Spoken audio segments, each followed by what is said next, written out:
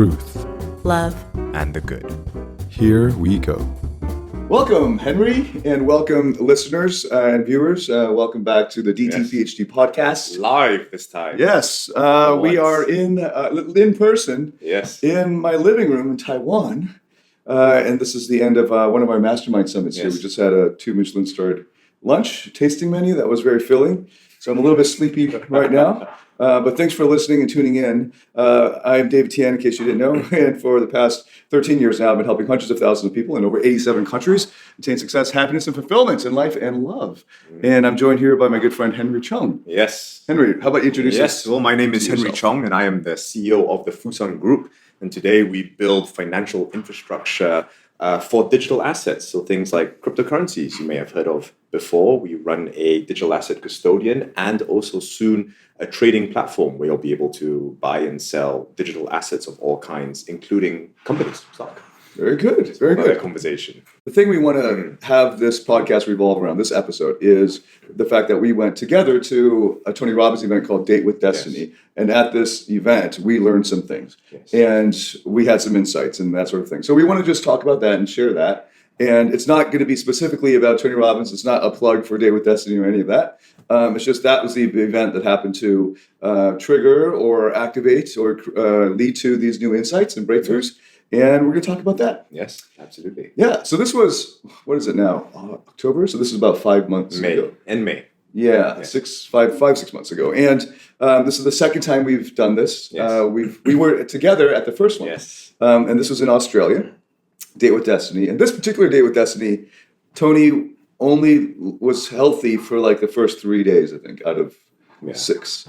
So it was an unusual one. But those first 3 days were action-packed and lots of things. So what's one thing that you learned during that week? Well, I had a pretty unique experience that week because I was doing the leadership version of Date with Destiny. So I showed up a day and a half before everyone else to work with some of the trainers who are there at Date with Destiny and look a bit behind the scenes, if you will, into how both Tony and a lot of the trainers try and work with people. At Date with Destiny, you learn a lot of key principles that I guess we can talk about today. And Tony and the trainers use those same principles to work with all of their participants. And that was a really powerful experience for me. So you still come in as a participant throughout those 6.5 days. But we were also working a lot with the trainers to work with individuals, each of the teams. Because at Date with Destiny, you get split into these teams of like 30 people. And working with those people through all the reasons why they came to Date with Destiny was a really powerful experience. Probably one of the most powerful weeks of my life, actually. And one of the most important things I learned and realized after working with so many people is that we all run the same patterns. And a lot of these patterns are universal. So we can get into this a bit later, but I remember I was working with one participant and running through an exercise about the towards values and away values. You remember that when you say, my hallucination is that if you have these values in this order, it will lead to these problems. And the exercise that you go through with your partner is you say, okay, well, for example, my hallucination is that if you have a need for certainty above your need for love, that's going to cause conflict. Love is inherently uncertain. And if you desire, you want both, but you will always prioritize certainty. And then you wonder why you can't get love. And you wonder why whenever you are perhaps in a relationship, you're always a bit afraid to let things push past a certain point. And hey, look, it's because you have this need for certainty. And I found that exercise really powerful because when you're working with someone and you're going through this and you're saying, oh, well, I imagine these things will happen. And the partner says, wow, how did you know? And of course, the thing is, not that you had any special insight into that person's life, but because we all run these same patterns. Everyone who has a need for certainty over a need for love is going to run into the same obstacles. And what I realized through that experience is that not only, we all run the same patterns. And when you watch Tony work with individuals, you realize that, again, it's the exact same structure, the same patterns, the same everything. And I found that quite powerful because it means that I find it very hopeful. It means that if you can just understand these patterns that we all habitually run, we can all work to improve our lives. Yeah, that certainty over love is such a huge realization. A lot of guys, especially younger guys in their 20s, they think they're looking for love. They think they're feeling love when they're in a relationship.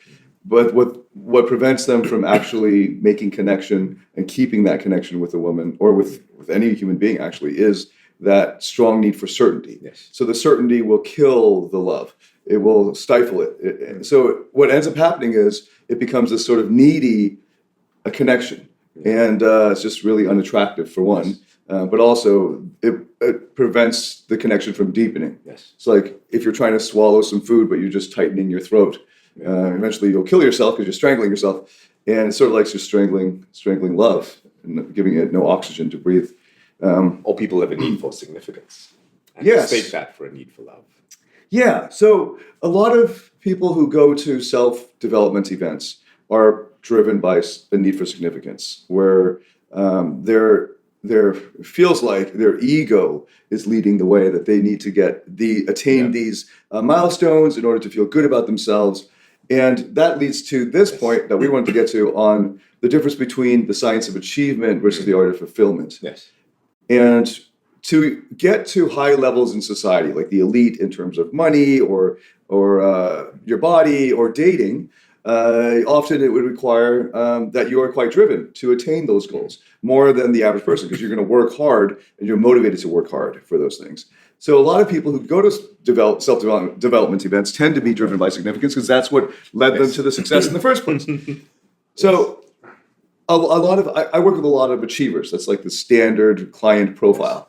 They're driven, they've got good grades or have a good job, they have comfortable living, and then they have problems. Yes. They have problems psychologically and maybe physically, arising out of that drivenness. Yes. It's kind of like this neurotic drive for accomplishment and achievement. Every time I've only been to DWD twice, so both times it reoriented me to remind me that life isn't and can't be about achievement. And just another thing, like that came up during the summit. I've got this big pillow behind me that I don't need, which was the question about purpose, right? So one thing that a masculine energy tends to have is a need for that drive and purpose, a need for forward motion, a need to have something to aim at and progress towards that goal. This is very natural. In fact, all of society, like your schools are like this. You pass grade 1, and the natural thing is to go to grade 2. And you pass grade 2, go to grade 3. So it seems like life is about going up the ladder of achievement without any kind of direction or goal to aim for. Well, what's the point of life? And his feeder event, Unleash the Power Within, is largely about getting people or giving people that kind of energy, the energy to accomplish their goals. And it's really fun to do. I've done it 8 times in 5 years. Yes. You walk on fire, and then the day 3 is just fantastic, lots of music, jumping around, and it activates your physiological triggers for getting that energy. So you can create the energy to accomplish your goals no matter what. Now, a lot of guys in their 20s who are listening to this, that's all they need out of life right now. And they will be unsatisfied, unfulfilled, and so on. But it'll distract them for a good decade or 2 because they think that's what will bring happiness. Mm-hmm. So they work really, really hard to make partner at their firm, or actually just to graduate from, or to get into law school and to graduate. Like, they think that's what life's about. Getting into the right law school, then graduating, and then getting into the firm, and then making partner. And it's tragic that very late in life, in their 50s or 60s, they discover, and many people still don't discover, that that's not what will bring fulfillment. The art of fulfillment versus the science of achievement. Now, DWD, Date with Destiny, is all about love. Like, he doesn't say that because I don't know how marketable that is, but it's a very different event from the feeder event in the way I feel, how I feel it. And every time I go, I'm reminded that the striving, the achieving, the upward movement, even progress in that sense can't be what life is about now. Like, because life can only be experienced in the present. What happens in the present? And if you're not present in the present, and a lot of guys are not present in the present. I just talked to a guy today who, while you're talking to him, his eyes are shifting around. He's thinking about himself. How do I look? What am I going to do? And then he's thinking about what he's going to do an hour from now. And he's not actually listening to you. He's not actually present. He's physically there, yes, but his mind is somewhere else. And this is a surefire way to turn off a lot of women. Unless you're just doing that jerk player thing where you ask a question and then you look away like you don't give a fuck. That can attract some really neurotic women. But in terms of attraction, because I know I have that audience too, if you can be fully 100% present with a woman when you meet her in the bar or the club or wherever you're meeting her, it's incredibly seductive. So just put that out there. That gives you some motivation to do the right thing, which is to learn about yourself and be present. But for me, when I go to these events, he does these meditations where you close your eyes and he leads you through a process. And every time I think of these times in my life, because he asked you to do that, think of a memory, blah-de-da, and those times in my life when life really was meaningful. Like, this is what makes life worth living. This event, this memory. Every time for me, it was about something in the present. It was actually about my life, and I was living it. I was experiencing it. I wasn't planning for it. I wasn't like winning anything. I was just in the moment, and in every case, there was love. It wasn't a moment of me getting a trophy or something. So it's hard to reorient yourself that way, especially if you're an achiever. So that's the art of fulfillment. How to bring it back to what will actually fulfill you in life. Most of what we do in life that we think is good, making money, going to the gym, all that stuff, right? It actually doesn't matter for your life right now. And it's a paradox, because like if you don't take care of the future, like if you don't go to the gym, you're going to pay for it later. If you don't eat well now, you're going to pay for it later. So there is that. There's something to, it's not just like, hey, be present. Well, what if your present life sucks? What if your current reality is no good? Then it's good to escape, right? And so this is, I should stop now and get your feedback. But that's what, like, you see that in that Fight Club scene where Ed Norton is trying, like, Brad Pitt's pouring acid on Ed Norton's arm, and Edward Norton's thinking about his safe place in this cave. And Brad Pitt's like, no, back, stay here, be present. So it's not like so simple as just being present. That's why there's an art to it. Yeah, I absolutely agree. And I think you need both. So, Tony Robbins take a step back, talks about the science of achievement, and he calls that a science. He says, if you just do these things in this order, you can figure it out. There is a program, so to speak. And then he has the art of fulfillment, which is an art, right? And different for everybody, how you find that fulfillment. I think the mistake that people make is that they confuse the two, or they fall into that trap of believing that, well, first I do the achievement piece and then I will get the fulfillment piece. Both of us, I think, were achievers, drivers, as Tony calls them. I'm willing to bet most people listening to this fall into that camp. That's probably why they're listening to this. And for me, at least, the realization that I had to make was that no amount of achievement will ever make you happy. There's a lot of people approach it in an instrumental sense. If I get enough money / I get the right body / the right car or whatever, then one day I will finally be happy. And the realization that people need to make is that, David Hume was this philosopher who talked about this thing called the is-ought gap. He used it in a different context to talk about how the positive and the normative, what is and what ought to be, are just philosophically and logically separate, right? They're two different things. Talk about them separately. I think it's exactly the same for achievement and fulfillment. They are two separate things. There is an is-ought gap. One can never influence the other. No amount of achievement will ever in any way influence your fulfillment, right? That you got to worry about separately, so to speak. But I also think you need to have both. So for me, at least, achieving is an intrinsically valuable part of my life, but I have realized that it is something that must be intrinsically valuable, not instrumentally valuable. I don't go to the gym because I think one day it will make me happy or whatever. I go to the gym just because that's something that is important to me, right? Being healthy, and I'm not even being healthy, but I enjoy going to the gym because I feel like it gives me a chance to push myself. The gym is a very pure place. There's no one else is going to lift those weights for you. There's no one else to blame. It's just you, and you show up or you don't. And I really enjoy that experience. It's the reason why I do what I do at work, right? I intrinsically find it valuable just to keep pushing and growing and making progress and seeing what I can build. But I have come to realize that has absolutely nothing to do with fulfillment. Mm-hmm. That needs to be something that you pursue completely separately. You can be fulfilled no matter what.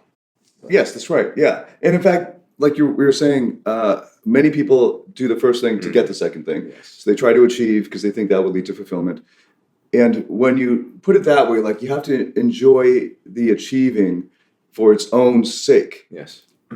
Then, in a sense, it's not what most of the rest of the world thinks achieving is. They don't think of that as achievement. So, for instance, nowadays you can get paid to play video games, right? So you could become a millionaire video game player. In my childhood, that was not possible. I'm 42 now. So when I was a teenager, you could get paid to test video games, but there were no competitions except maybe Donkey. I don't know, man. Super Mario Brothers. I don't know what the fuck that people were playing in the early 90s, 80s. But nowadays, you could just start a Twitch stream and whatever, make sponsorships, and then you could actually enter a real competition. So esports is like a multi-billion-dollar industry now. Imagine that. What you think is achievement might, a lot of people think math, homework, or whatever the fuck they think achieving is, getting good grades, getting to the right school, all that. And they don't think of watching Netflix as an achievement. But imagine a world, and this might be in the future, where you get paid to watch Netflix. You get paid to do what you do when you relax. Because people play video games when they relax, and now they're making you can make $1 million playing video games.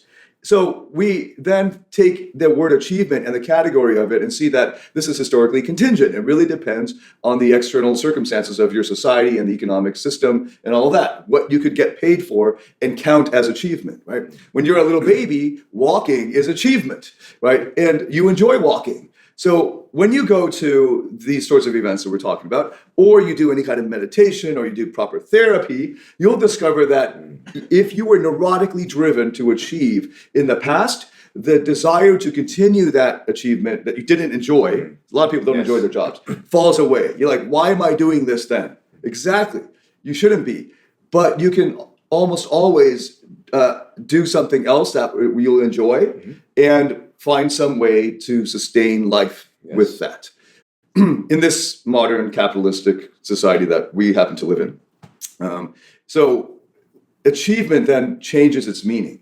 If it's meant the way we want to make it mean, you intrinsically enjoy it. So there's that one point, it depends on what you're doing to achieve, right? If you're watching Netflix, whatever you do when you don't think you're achieving and you're just relaxing, you go to a spa or you get a massage. Imagine you could get paid and you could get really good at going to the spa. People can, right? No matter what you do, even in Zen Buddhism, you can get really good at wiping the floor or what's it called, sweeping the floor. They put a mindfulness practice around anything, you get very good at it.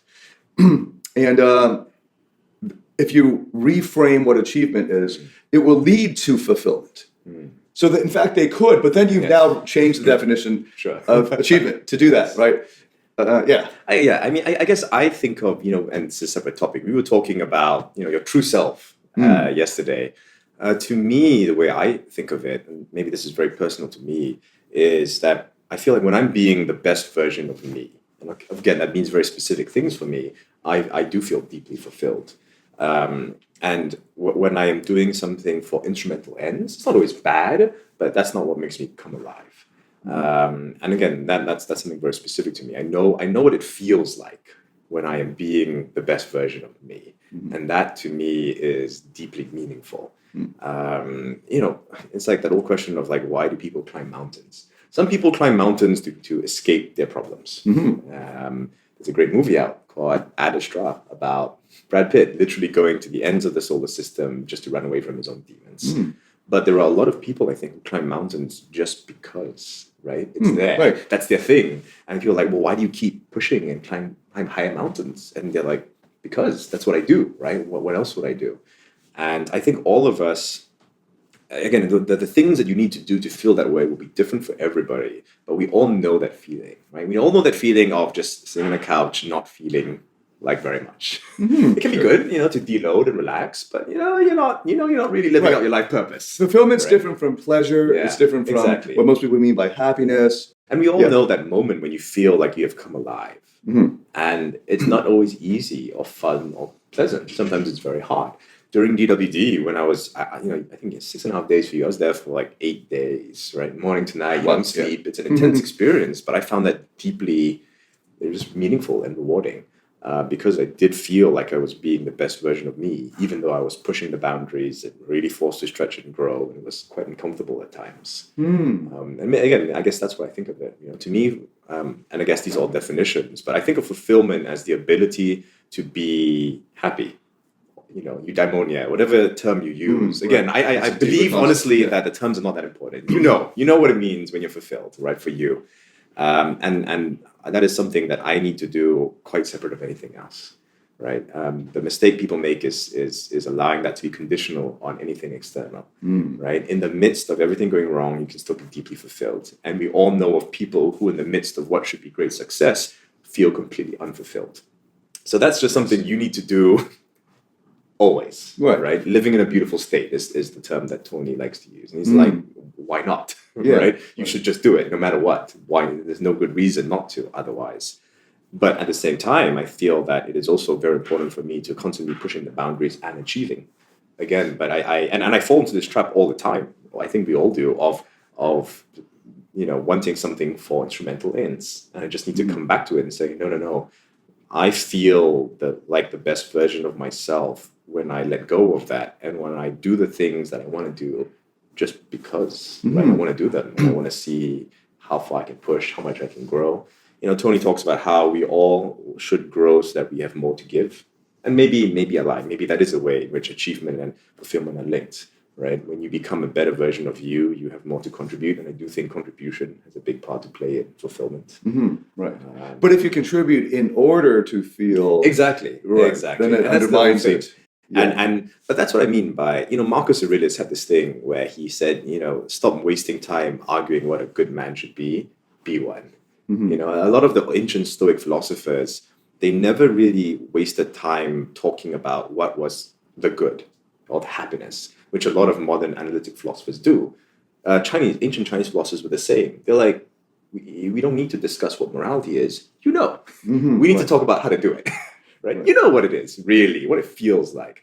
I think everyone knows whatever it is for you. You know what it is when you're fulfilled. You know what it is when you are just achieving just because, when you are doing it right, so to speak, when you're not doing it to get something else. We've all experienced those moments, those glimmerings. Yeah. And the question is not what it is, because I think when we are in our quieter moments, in your true self, we all know. The question is, how do you get there, right? In a crazy, messy, busy world, how do you not get distracted and focus on getting back to that place more often? When we sit here in this room with our other friends, we say, we all know what it feels. We know what fulfillment is.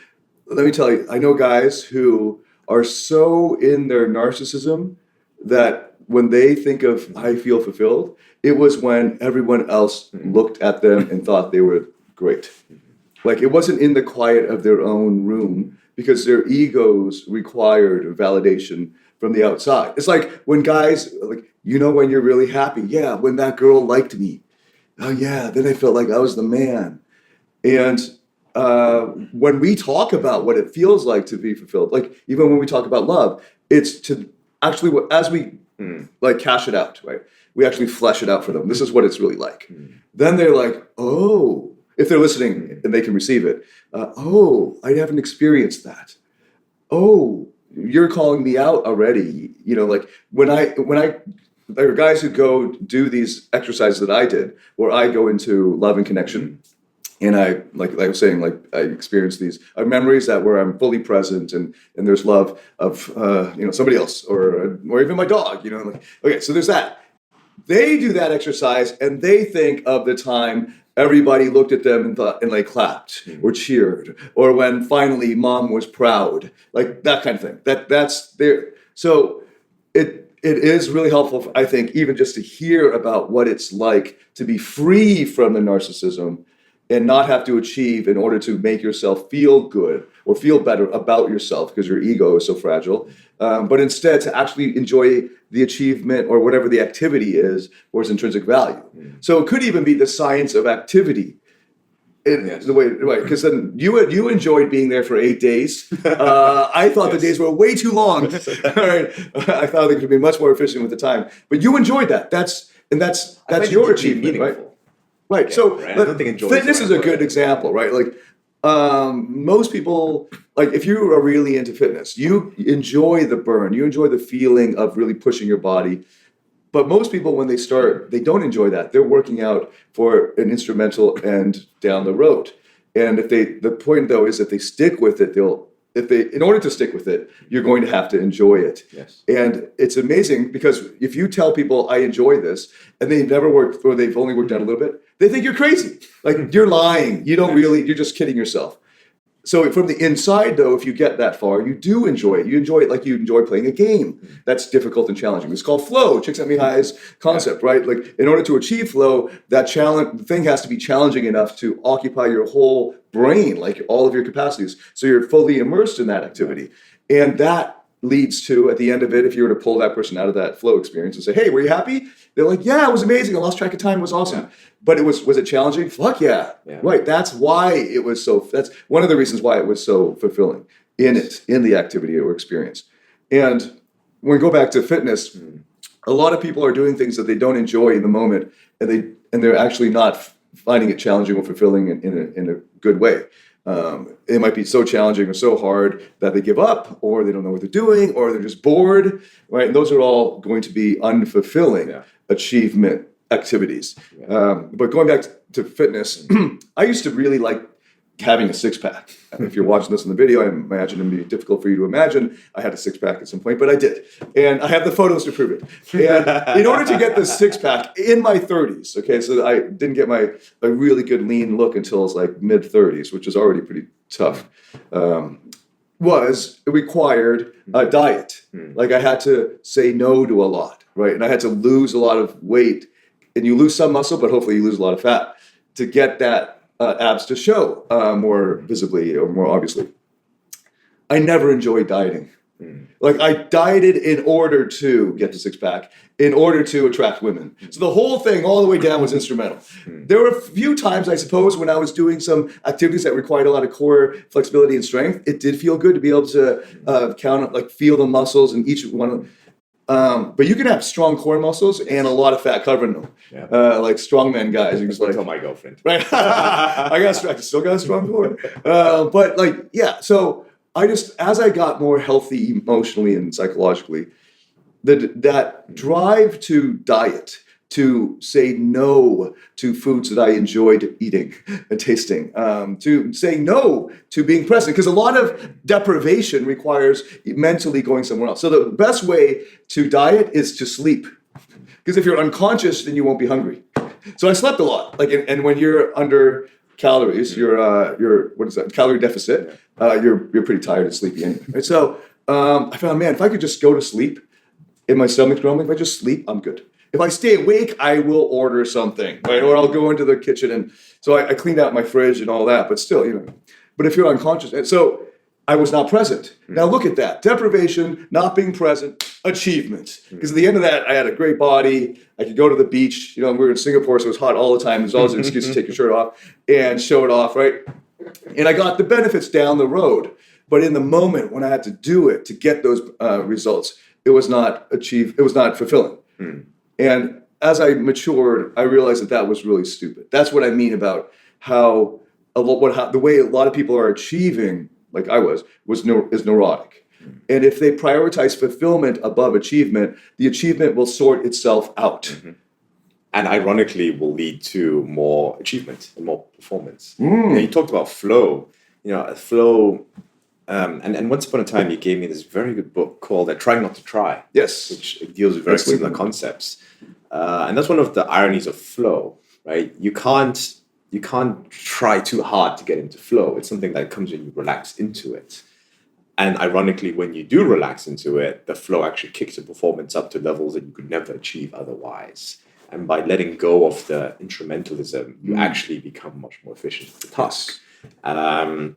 something I think we've talked about this on this podcast before. The example I always give of Arnold training in the gym, and just saw a video of him again a while ago, where you can tell that it was painful and very hard when he was training, and yet you could also see that he got intrinsic pleasure from it.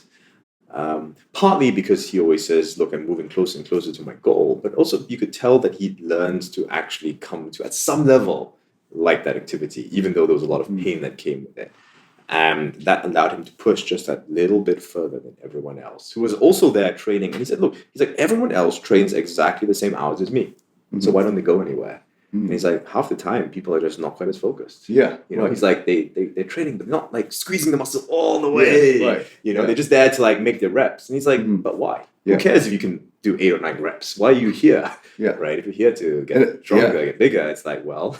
And a big part of it was that they weren't present during the movement. Yeah. Like, so he's like, when I'm doing bicep curls, I'm visualizing my biceps like mountains. Yes. And every time I curl it, I feel the blood pumping into it. Yes. It's like coming, it's like, so he's he's feeling the actual movement. Where a lot of people in my gym, I go to a 5-story big box gym. I see a lot of people on their phones and they're just not present with the movement. Like, oh, okay, it's time to do this set. And they just knock out 10 reps, but they're thinking about something else. You know what's really annoying? They have TV screens in the gym. And every couple weeks, they play like Food Network or something. So I storm down, like, turn the sports back on. Like, oh, sorry, sir. But somebody asked them to change to some, like, because they're probably, this is what I imagine, some auntie, like some older lady or whatever. It's like, if I'm going to go through this pain, at least show me what I get at the end of it. Let me see some food. So she's working out and looking at food. I'm like, what the fuck? You're not going to actually stick with that workout. You're not going to enjoy it. And you're not going to get the benefits from it because every time you're doing it, you're not present. And it's an amazing thing because it seems so weird, right? Look, we're doing this stuff to our bodies. Why do I have to be mentally present with the movement? Yes. But it's the brain. Yeah. And also, I guess, to be fair, we need to be a little careful because, we talk about instrumentalism. To be honest, I guess we use that to say instrumental goals that we don't think are all that great, right? A lot of us, when we go to something like the gym, we do go to the gym for other reasons. So a large part of why I go to the gym is that just for that, I go twice a week for an hour at a time, and I do have a trainer. But for that 1 hour, to me, it's almost like just an exercise to see whether or not I can show up and push myself. Oh, right. The reality is, if I put on a little more muscle, a little quicker, nobody cares at all. So it's like, why? And my girlfriend asks me this all the time. It's like, why do you push so hard in the gym? I'm like, I don't know, just to see what I can do, right? And like I said, to me, it's almost like a very pure experience because when you are at that edge, right, you have that moment when you can decide whether you can make that last lift or not. Because it's all mental, really, right? It's like, do I show up? Do I do it?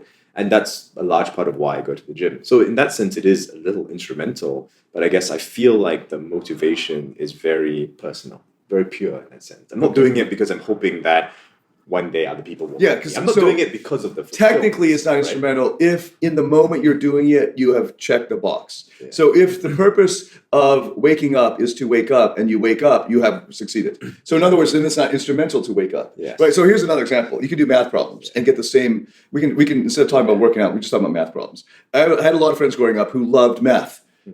I have a lot of friends who growing up who hated math. My wife hates math. I'm sort of in between, but because I had so many friends who love math, in the subway, while we're riding to the next station or whatever, they will throw out random math problems at each other for fun. Yeah. Like, what's the square root of? And they'll throw out a number. The fast person gets it. I'm like, man, you guys are such fucking geeks. But damn, you guys are smart. Yeah. And they love to do that. Now, a lot of people find that hard to believe, but I like to do logic problems. So when I finally discovered symbolic logic as a philosophy student, I got almost 100% on the course. And then when they bell curved the whole thing at the end, my grade was not it was off the chart. So it was awesome. But I took it as already a grad student, so I took the undergrad version to fulfill the requirement. So I was already an advanced student then, but I loved it. I wasted to some people, but I spent hours in the middle of the summer, beautiful day outside, in the windowless room in the library doing logic problems.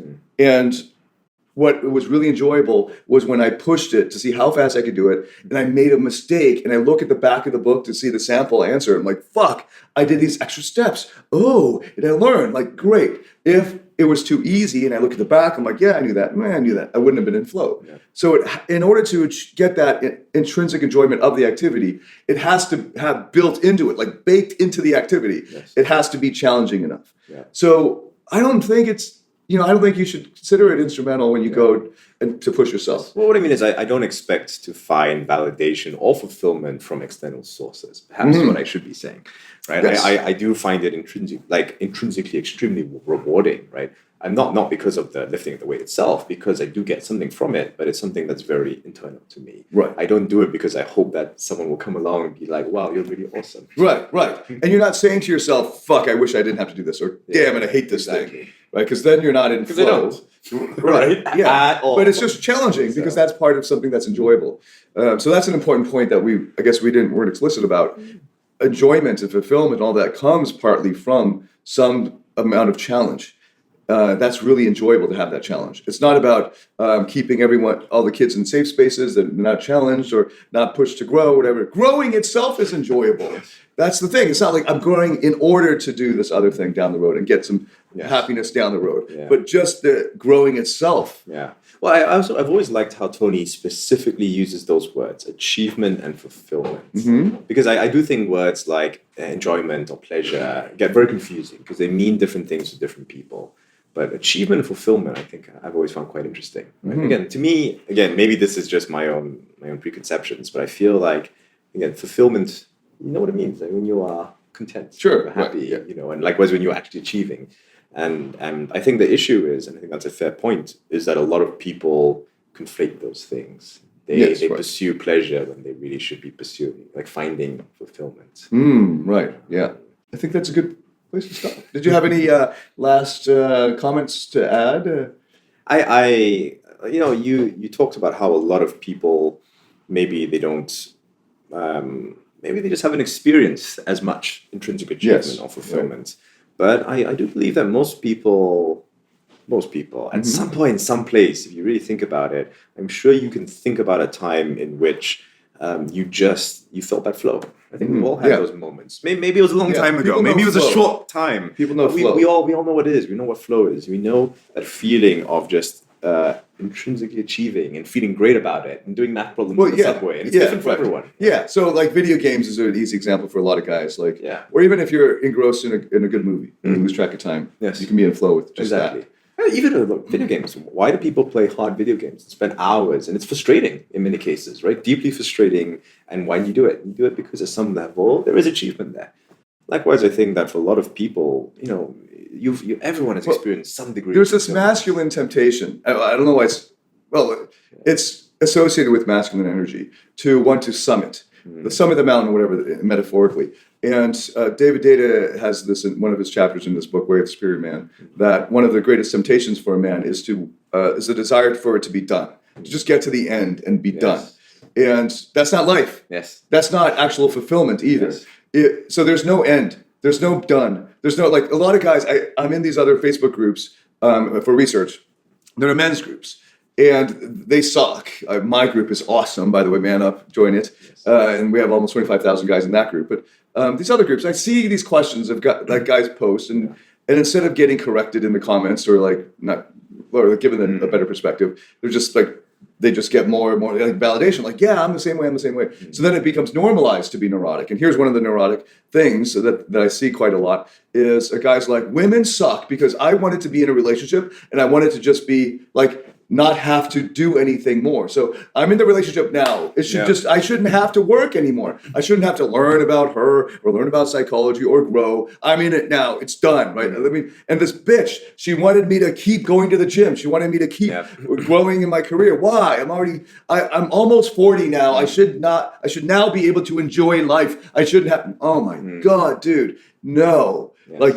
You're not going to find any fulfillment that way. Even if we were to magically snap our fingers like Aladdin or whatever, rub the lamp, and give you your wish that you are, yes, okay, now you're done. You have enough money that you don't have to work for this job or this and that. But if you now have nothing else that you enjoy, if there's no challenge in your life, then you have no enjoyment in your life. Yes. And organisms without stressors, they slowly wither and die.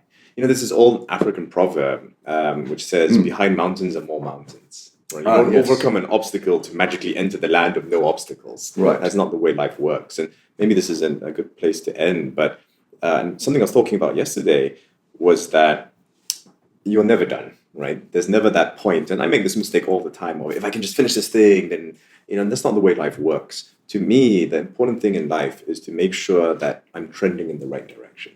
So I don't go to the gym because I think one day I'll be done. I'll hit that point, then I'm good to go. But at the same time, I've also learned to relax into it, where before, if I showed up to the gym and I didn't have a good session and didn't make as much progress as I hoped, I get very frustrated. That's the achiever in me coming out, and perhaps my own insecurities and neuroticisms. And I've learned to just relax into it and say, look, as long as I'm going in the right direction, as long as I show up and I do one more rep than I did last time, that was a good session, right? Because I'll be at the gym for the rest of my life. Or even if you did do that one more rep than last time, you just had a bad day, but you showed up. And the thing is, it was enjoyable intrinsically. If it was enjoyable, as soon as you get there, you've already fulfilled the purpose. And sometimes, life in different aspects of your life are just not going in the direction you want. And I do think you should take focused and massive action. But as long as things are going in the right direction, I just relax into it, right? Just move on, right? The gym's going well. This is going well, right? Just improve a little bit every day. And that magic of compounding will take over. Like you're saying, if your life isn't going well, you need massive action in this other direction. And we've experienced that. And if you're successful, that's probably how you got started on the thing that made you successful, or the things that made you successful. What in your life, I'm thinking now, is there anything in my life that I want that even if it were to require massive action, that I would now deem to be painful, or in the moment that I'm doing it, I'd say, I don't want to do this. Or I hate this. I shouldn't be doing it. Oh, all the time. Oh, okay. But the point is that voice. What is that? What's an activity like that? I don't know. I mean, even going to the gym, right? The point is, these things pop into my head all the time, and it's a daily process for me to remember why I'm here in the first place. And I mean, half the time before. Maybe you shouldn't go to the gym then. No, well, I guess the thing is, we were talking about different parts of ourselves yesterday. Yes. The true self. There's a part of you that likes the time, gym, right? Part of you that doesn't like. I go to the gym twice a week, and twice a week, I'm like, do I really want to go? There's a voice in my head that's like, are you sure you want to do this? But I do it because I know that at some deep level, right, my true self, so to speak, I know that I do want to do it, and I know that the minute I step into the gym and the minute I start that first work set. So what I would do now, as for my therapy training, is I wouldn't force it. I'd say instead, let's figure out what that polarization is. So that part of you that really wants to go to the gym, and there's another part that's stopping you. Let's talk to that other part. What's going on with that part? Yes. Why is it holding back? What does it want to do instead? Because maybe when you're forcing yourself to go to the gym, that means you're not having fun in life, or maybe that means you don't get to spend time with your kids, or maybe that means that you don't get to read this book that this other part of you want. So for my in my life, there was a lot of push, motivation, what Tony calls you just use discipline and willpower, and you will yourself there. There are times when I don't want to go to the gym because I don't think I have enough energy, because I know if I'm going to go to the gym, I'm going to push it really hard. And I might injure myself today because it was I didn't get enough sleep or whatever. So then that's the part that now pounds back pre-workout drinks and caffeine and I completely agree. And I think that's an important distinction, right? Where there are times when it's just like I physically I'm not on it today, right? I can't, this is just. But I guess I've learned enough about myself to know the days when I really shouldn't be, it's not the right day, and when it's just that glimmering of a resistance. Even when I'm in the gym, right? That before that first big work set, right? When you're about to do a really heavy lift, there's almost like a glimmer of fear where a little part of you is like, are you sure? Stephen Pressfield, right? He's got this great book on the resistance. And Seth Godin has also written a Linchpin, a book on the same theme, that there's always going to be resistance from your lizard brain. Exactly. But as a therapist, instead of forcing your way through the resistance, the better way, and this is the way that DWD would take it versus UPW, and I see that as a fulfillment versus achievement style of approaching the problem, the same problem, is to get to know that resistance. Yes. What is the fear there? When did it start? How old is it? And when you unburden the resistance, then the thing flows effortlessly. Yes. One of the things is there's a part of you that doesn't believe that you'll enjoy the activity for whatever reasons in your childhood, whatever. And that's the amazing thing that therapy can do for you.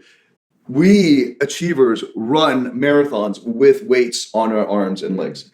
That's our lives. And over the decades, we accrete more and more weights on our legs and have to keep running this marathon that never ends. And you burn out. You get in your 30s, 40s, and you have a midlife crisis. Luckily, I had a quarter-life crisis, and then I had another quarter-life crisis. So I was forced to do that, and I realized that. But a lot of people now that I work with, getting into their 50s and now burning out because they've been running this marathon with push motivation with weights on their arms and legs. What therapy and the therapeutic approach will do for you is remove the weights rather than force it through. Rather than there's going to be that resistance. I don't care. I'm going to trick it. There's lots of ways we used to trick, like going to the gym, leave their bag at the door, pack your bag the night before, and all that stuff. Same with approach anxiety. There are all kinds of ways to trick yourself to do it. And there are like different types of openers that, holy shit, what would a therapist do with approach anxiety? A therapist would, ideally, a good therapist would get to know the anxiety. What's that anxious part in you? When did that start? What's that related to? How can we unburden that so he's not so afraid of that outcome? Instead of just ignoring it, forcing it out, empowering through it. I agree. I think it's important to distinguish between, as you say, push-pull motivation, right? And when it's like, I really don't want to do it, but I'm forcing myself to do it, and I have to trick myself to do it, versus when it's just that little voice of resistance. So I go to the gym because I feel a massive amount of pull motivation. There are many things in life that you kind of have to do. Like if you're 12 years old right now, you probably have to go to school and you probably don't like it. But legally or whatever it is, you got to go. And we get used to that. As you become more of an adult, you get more independence and so on. I challenge you to re-examine any activities where there is some resistance. And some of it might just might make sense because you only do it, you don't do it as frequently, so you don't get the habit. But meditation is another one for a lot of people. I'm now in a meditation habit every morning. It's just my thing. And I look forward to it. There's no resistance to it, except for perhaps I'm too unsettled. Like, oh my God, I'm too unsettled right now. And it's a hard start into it, but I look forward to it. But at the beginning, did I? No. And that was an important thing to look at. Like, why is there resistance to getting into the meditation? You're only doing it because of this other thing. And 99% of the world, 99% of people listening to this are running most of their lives with push force, to force themselves to go to the gym, force themselves to do meditation, force themselves to do all this. And I have this new perspective on all of that. If I find myself where my kids do that, I'd want to figure out, well, what's the fear and can we attend to the fear? Instead of there's expecting that little voice to always be there and then just powering through. But I might change my mind in a month or next year. So that's where I'm at right now. And we are now tune back in a month or a year. Yeah, right. We'll have to keep the podcast going. Well, thanks so much for everyone who's listening. It's been a long time since we've recorded a podcast. Yes. The DTPHD Podcast, I think so far this year has only had 1 or 2 episodes. Yes. We've been growing a lot of travel and learning. So things are settling down more for me anyway. And for you too, it seems like less travel on your schedule than usual. We used to fly every week. Easier and easier. Yes, right. Because our priorities have shifted too. So hopefully we'll get more of these out. And no promises, but that's our plan. And thanks so much for listening. If you want to get in touch with us, you can always join the DTPHD Podcast Facebook group. We have over 1,000 members in that. And you can also get a hold of Henry. How would they do that? Go to my website, henrychong.com. Excellent. We have that linked in the description. And me as well, davidtianphd.com. And you can find a list of all of the DTPHD podcasts on our website. And hopefully we'll see you there. And next time we record this episode or this podcast. Thanks so much for tuning in. Thanks for being here, Henry. Thank you. Hey, it's David again. Before you go, a couple last things. First, all the show notes and links to resources can be found at davidtianphd.com/DTPHD podcast. Or you can just go to davidtianphd.com and find it through the top navigation menu. Second, if you'd like to interact with me and other like-minded fans of this podcast personally, then join our private DTPHD Podcast Facebook group. We've got an awesome community of intelligent, wise individuals from literally all around the world. You can send a join request to the group using the link you'll find in the show notes of every podcast at davidtianphd.com/DTPHD podcast. Click the link, log into your Facebook, and then click to join. We approve join requests every day. So go to davidtianphd.com and click the link to join. See you inside our group.